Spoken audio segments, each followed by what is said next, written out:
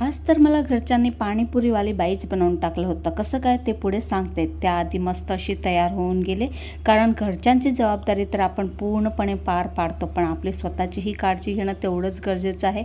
आता थोडंसं नेटनेटकं होऊन मस्त किचनची क्लिनिंग करायची होती. सकाळची सगळी कामं आवरली आणि किचनची क्लिनिंग करून घेतली. आणि रोज आम्ही 1 लिटर दूध आणत असतो, त्यातली 1 पिशवी तर सकाळीच वापरली जाते आणि 1 उरली होती तर ती गरम करायला ठेवली. आता घरातली कितीतरी कामं आपण लवकर आवरण्याचा कितीही प्रयत्न केला तरी एकामागे एक काम निघतेच. मग पाणीचा माठ भरायला ठेवून दिला आणि आज मला एक शॉर्ट कुर्ती बनवायची होती. कटिंग तर मी कालच करून ठेवली होती आणि मग शिवायला बसल्याने थोडी शिवून झाली, तेवढ्यातच लाईट गेली. मग म्हटलं चला, भूक तर लागलीच होती आणि काल रात्री पाणीपुरी बनवली होती आणि त्यातली अर्धी उरली होती. मग माझ्या मुलालाही खायची होती, तर तो म्हणे मम्मी माझ्यासाठी सुद्धा बनवून दे. आता बाहेरची पाणीपुरी किती जरी सगळ्यांना आवडत असली तरी तिकडे काही स्वच्छतेचं ध्यान ठेवलं जात नाही. त्यामुळे घरी बनवलेली पाणीपुरी कधीही चांगली असते आणि पोट भरून काय मन भरून आपण ती खाऊ शकतो. म्हणून नेहमी मी तरी घरीच बनवत असते. मला असं वाटतं या जगामध्ये कदाचित मी एकटीच अशी असेल ज्याला पाणीपुरी जास्त काही आवडत नाही. मला अजिबात आवडत नाही, पण 2-3 खाते मी.